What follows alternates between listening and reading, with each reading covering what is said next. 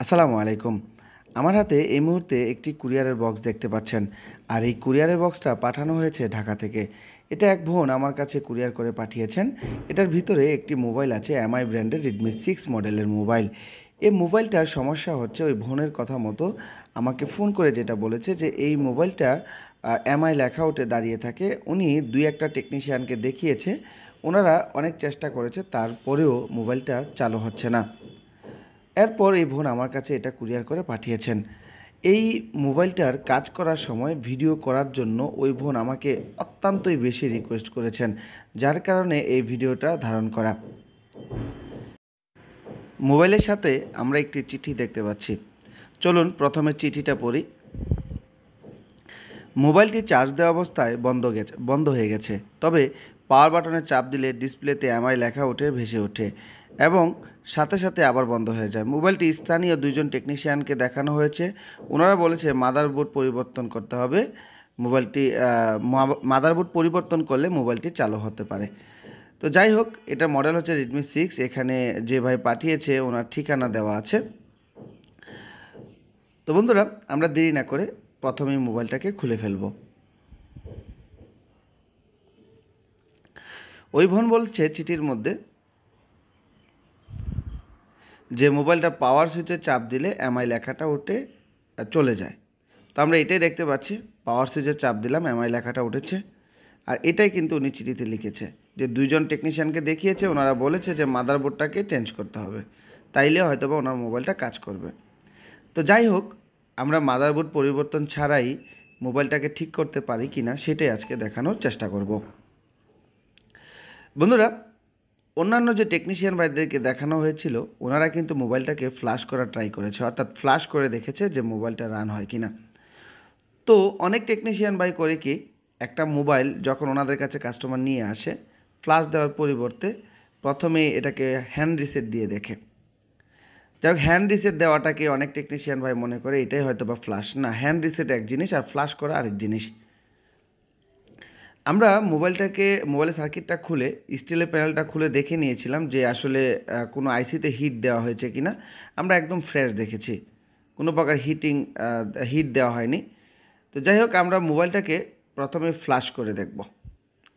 CM2-র মাধ্যমে আমরা ফ্ল্যাশ করে দেখব যে আমাদের মোবাইলটা ফ্ল্যাশ নেয় কি। বন্ধুরা, মোবাইলটা দেখতে পাচ্ছেন ফ্ল্যাশ নিচ্ছে। এখানে আমি ভিডিওর স্পিডটা অনেকটা বাড়িয়ে দিব, যাতে আপনাদের সময় নষ্ট না হয়। কাস্টমারের কথা মতো এই মোবাইলটাকে ফ্ল্যাশ দেওয়া হয়েছে। ফ্ল্যাশ দেওয়ার পরেও এই মোবাইলটা সেম পর্যায়ে থাকে, অর্থাৎ এমআই লেখা উঠে দাঁড়িয়ে থাকে, অর্থাৎ সম্পূর্ণ ফ্ল্যাশ নেয়, তারপরেও মোবাইলটা ঠিকঠাকভাবে রান হয় না। আমাদের এই মোবাইলটা সম্পূর্ণ ফ্ল্যাশ নিয়েছে। এখন আমরা মোবাইলটাকে চালু করে দেখব। বন্ধুরা, এখানে ভিডিওর স্পিডটা কিন্তু আমি পুনরায় বাড়িয়ে দিয়েছি।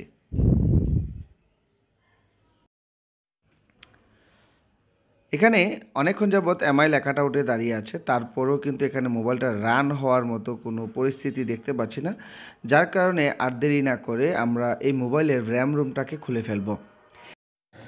এখন মূল বিষয় হলো, একটি মোবাইলে কেন হ্যাং লোগো সমস্যা আসে, তার কারণটা কি, সে বিষয়েও আমাদের জানতে হবে। একটি মোবাইলে হ্যাং লোগো সমস্যা তখনই আসে যখন এই মোবাইলের প্রোগ্রামিংয়ে কোনো সমস্যা হবে, অথবা এই মোবাইলের র্যাম রুমে যদি কোনো প্রকার সমস্যা থাকে, সেক্ষেত্রেই দেখা যায় যে একটি মোবাইলের মধ্যে এরকম হ্যাং লোগো সমস্যা আসতে পারে। এমনকি মোবাইলটা ডেড পর্যন্ত হতে পারে। আমরা এই মোবাইল সার্কিটটাকে একটি পিসিবি স্ট্যান্ডে আটকিয়ে নেব।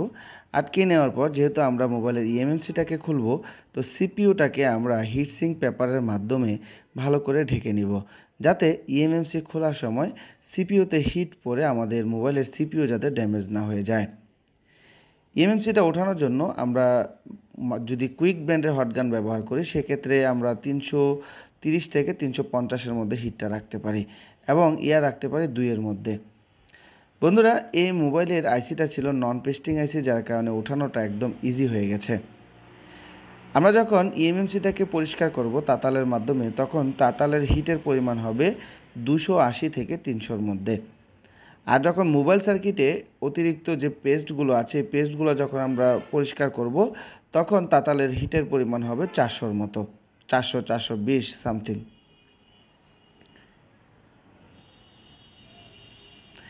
এখানে যদি আমরা অল্প হিটে এই যে অতিরিক্ত যে বল পেস্টগুলো আছে এগুলোকে যদি উঠাতে যাই বা উইক দিয়ে যদি অল্প হিটে তাতাল দিয়ে পরিষ্কার করতে যায়, সেক্ষেত্রে এই আইসির নিচ থেকে যে বলগুলো আছে এই বলগুলো ছিঁড়ে যাওয়ার সম্ভাবনা আছে। এই যে আমি এখন উইক দিয়ে পরিষ্কার করছি, এই ক্ষেত্রে সবচেয়ে বেশি সতর্ক থাকতে হবে। এখানে আপনাকে খেয়াল রাখতে হবে যাতে তাতালের হিটটা যাতে কম না হয়। যদি তাতালের হিটের পরিমাণ কম হয় সেক্ষেত্রে কিন্তু আমাদের এই যে লাইনগুলো আছে এমএনসির এই লাইনগুলো ড্যামেজ হয়ে যাওয়ার সম্ভাবনা থাকতে পারে। আমরা এমএনসিটাকে ক্লিন করে নেব, ক্লিন করে তারপর আমরা ইজিজেটেক প্লাস বক্সে কানেকশন করব। এই মোবাইলের মধ্যে এমএনসিটা লাগানো আছে এই এমএনসিটা হচ্ছে মাইক্রনের একটা এমএনসি। আর এই এমএনসিটা অবশ্যই লাগানোর আগে আমি আইসিটাকে রিবুলিং করে নিয়েছিলাম। এখন আমি ইজিজেটেক প্লাসে কিছু বিস্তারিত আপনাদেরকে দেখানোর চেষ্টা করব শর্টকাটভাবে। আমি এখানে যখন ইএমএনসিটা লাগানোর পর চেক দিলাম, এখানে ইএমএনসিটা পাসওয়ার্ড লক দেখাচ্ছে এবং আমি যখন ইএমএনসিটাকে ফরম্যাট দিচ্ছি তখন কিন্তু ফরম্যাটও নিচ্ছে না। এখানে হেলথ রিপোর্ট ভেরিফাইডও বা এরকম হেলথ রিপোর্ট ড্যামেজ আছে সেটাও কিন্তু এখানে কোনো প্রকার মেসেজ দিচ্ছে না। আমি ইজিজেটেক প্লাসের যে ওল্ড টুল আছে ওইটা দিয়ে আমি এমএমসির পাসওয়ার্ডটাকে প্রথমে আনলক করার চেষ্টা করব। বন্ধুরা, এটা যেহেতু মাইক্রনের এমএমসিগুলো বেশিরভাগ ক্ষেত্রে ড্যামেজ হয়ে যায়। মাইক্রন, ফরেস্ট এরকম কিছু ব্র্যান্ডের ইএমএমসি আছে যেগুলো অত্যন্তই বাজে ব্র্যান্ডের হয়। আর এটা যেহেতু মাইক্রনের ইএমএমসি, আর এই ইএমএমসিতে ফল্ট থাকার কারণেই কিন্তু মোবাইলের দেখা যাচ্ছে যে আমরা এত ফ্ল্যাশ ফাইল রাইট করার পরেও যখন আমরা মোবাইলটাকে চালু অবস্থায় ফ্ল্যাশ করছিলাম, ফ্ল্যাশ ফাইল রাইট হচ্ছে সম্পূর্ণ, তারপরেও কিন্তু মোবাইলটা রান করছে না। বন্ধুরা, এখন স্ক্রিনে একটু ইনফরমেশনটা লক্ষ্য করেন। এখানে কিন্তু হুয়াওয়ে DUAL22 একটা ইএমএমসি দেখতে পাচ্ছেন। এই লেখাটা দেখার আগ পর্যন্ত যতগুলো কাজ করেছিলাম এই কাজগুলো করেছি আমি আরও 1 সপ্তাহ থেকে 8 দিন আগে। তো এতদিন পরে পুনরায় আবার আমি ভিডিওটা শ্যুট নিতে হয়েছে। তার কারণটা হচ্ছে যখন আমার কাছে এই মোবাইলটা পাঠানো হয়েছিল আমরা দেখেছিলাম মাইক্রনের এমএমসি লাগানো ছিল এবং এমএমসিটা সম্পূর্ণ ড্যামেজ ছিল, যার কারণে কোনো ফাইল রাইট করতে গেলে ওই এমএমসিটা ইরর দেখাচ্ছিল। তো এটা ছিল 32 GB রুমের একটা ইএমএমসি। তো আমার কাছে 32 GB রুমের কোনো ইএমএমসি ছিল না, যার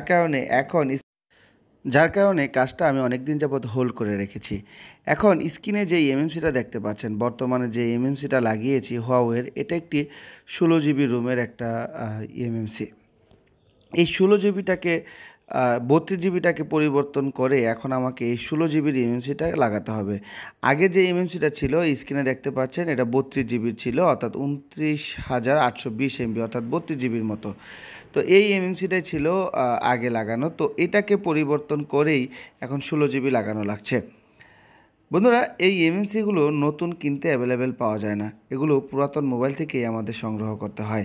তো আমার কাছে স্টকে ছিল না, যার জন্য কাজটা করতে আমার অনেকটা সময় লেগে গেছে। যাই হোক, এখন আমরা এই যে 16 GB এমএনসিটা আছে অর্থাৎ যে র্যাম রোমটা আছে এটা আমরা এখন এই Redmi 6 মোবাইলে লাগানোর জন্য উপযুক্ত করে তুলব। এখানে একটা কথা বলে রাখি, আমরা চাইলেই কিন্তু একটা মোবাইল থেকে র্যাম রোম খুলে অন্য মোবাইলে সরাসরি লাগিয়ে দিলেই ওই মোবাইলটা চালু হয়ে যাবে না। এখানে অনেক কিছু কার্যকলাপ আছে যে কাজগুলো করে, অর্থাৎ যে কিছু প্রোগ্রামিং সিস্টেম আছে এই প্রোগ্রামিংগুলো করে তারপর একটা ইএমএমসি চেঞ্জ করা লাগে। তো আমরা এখানে এই 16 GB র্যাম রোম 16 GB যে এমএমসিটা আছে এই এমএমসির মধ্যে এখন আমরা Redmi 6-এর যত ফ্ল্যাশ ফাইল আছে এবং নেটওয়ার্ক ফাইল আছে সবগুলো রাইট করব। রাইট করে তারপরে আমরা আবার পুনরায় এই এমএমসিটা মোবাইলে লাগিয়ে দিব। এখানে এই এমএমসিতে ফ্ল্যাশ ফাইল রাইট করতে গিয়ে অনেকটা সময় লেগেছে, যার কারণে আমি ভিডিওটা একটু স্কিপ করে দিয়েছি এবং অনেকটা স্পিড বাড়িয়ে দিয়েছি। আমাদের আগে যে এমএনসিটা ছিল মোবাইলের মধ্যে এটা ছিল মাইক্রনের, আর এখন যে এমএনসিটা লাগাবো সেটা হচ্ছে স্কাইনিক্সের। তো আমরা এখন এই এমএনসিটাকে সরাসরি মোবাইলে লাগিয়ে দেব। বন্ধুরা, অবশ্যই এমএনসিটাকে আপনি রিবোলিং করে নেবেন। আমি এই এমএনসিটাকে রিবোলিং করেছি 183°C রিবোলিং পেস্ট দিয়ে। আইসিটা লাগানোর সময় পুনরায় আবার হিটসিং পেপার দিয়ে সিপিইউটাকে ঢেকে নিতে হবে। আর এখানে উল্লেখযোগ্য, আমরা যখন আইসিটাকে উঠিয়েছিলাম তখন হটগানের হিট ছিল 340-এর মতো। এখন আমরা হটগানের হিটটা 300-র মধ্যে রাখলেই হবে। করতে গেলে হিট একটু বেশির প্রয়োজন হয় যখন আমরা একটা ইএমএমসি বা যে কোনো একটা আইসি রিবুলিং করে যখন লাগাতে যাব, তখন অল্প হিটেই কিন্তু আমরা চাইলে আইসিটাকে বসাতে পারবো। বন্ধুরা, কাজের ফাঁকে আরেকটি কথা বলে নিই।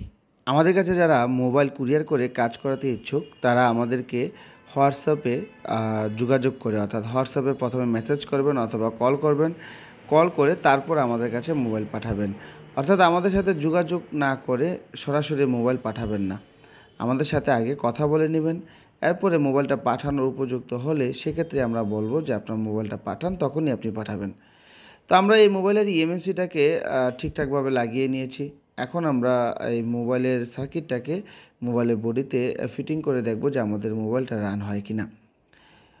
এখানে যখন আমরা একটা মোবাইলে আইসি পেস্ট ব্যবহার করব, আইসি লাগাতে গিয়ে বা যে কোনো কাজ করতে গিয়ে যদি পেস্ট লাগানো লাগে বা রজন লাগানো লাগে, সেক্ষেত্রে আমরা মোবাইলটা কাজ করার শেষের দিকে অবশ্যই ওই রজন অথবা যে থিনার আছে এগুলো ভালো করে পরিষ্কার করে নেব। তো আমাদের মোবাইলটা দেখতে পাচ্ছেন এখনও কিন্তু এমআই লেখা উঠেই দাঁড়িয়ে আছে।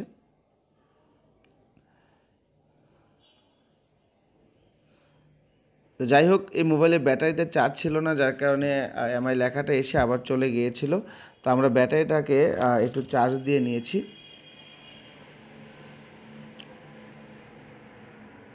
একটু অপেক্ষা করব। একটা মোবাইলে যখন র্যাম রুম লাগানো হয় ফ্ল্যাশ করে, সেক্ষেত্রে মোবাইলটা প্রথমবার চালু হতে একটু সময় লাগে। দেখতে পাচ্ছেন আলহামদুলিল্লাহ আমাদের এই মোবাইলটা কিন্তু রানিং হয়ে গেছে। বন্ধুরা, এই মোবাইলটা কাজ করতে গিয়ে আমি অনেকটাই প্যারেশানির মধ্যে ছিলাম।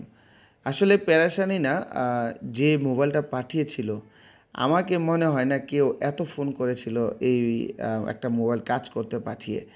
উনি আমাকে অনেক ফোন করেছে। আসলে এটা ওনার অনেক শখের মোবাইল ছিল, যার কারণে ওই আপু আমাকে বারবার ফোন করছিল যে ভাই আমার মোবাইলটা হয়েছে কি না, বা আপনার কাছে অনেকটা বিশ্বাস নিয়ে মোবাইলটা পাঠিয়েছি, আপনি অবশ্যই আমার মোবাইলটাকে যেভাবে পারেন কাজ করে দিবেন। এরপরে ওনার হাজব্যান্ডও আমাকে কল করেছে, দেখেন আপনার আপা অনেক বিশ্বাস করে আপনার কাছে পাঠিয়েছে কাজটা করে দেওয়ার জন্য, আপনি যেভাবে পারেন করে দিবেন। আমি প্রথমবার মোবাইলটা রিটার্ন করতে চেয়েছিলাম যে দেখুন আমার কাছে র্যাম রোম আপাতত স্টকে নাই, তো যার জন্য আমি রিটার্ন করতে চাচ্ছি।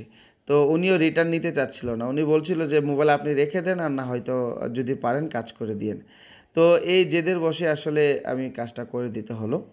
তো বন্ধুরা, এই কাজগুলো কিন্তু একদম ইজিতে হয়ে যায়, তবে আমাদের কাছে কিছু মালামালের শর্ট থাকার কারণে, আগে একসময় শর্টেজ ছিল না, বর্তমানে মালামালে অনেক শর্টেজ আছে, যার কারণে দেখা যায় যে আমরা কাস্টমারের কাজগুলো সঠিক সময়ে করে দিতে পারি না।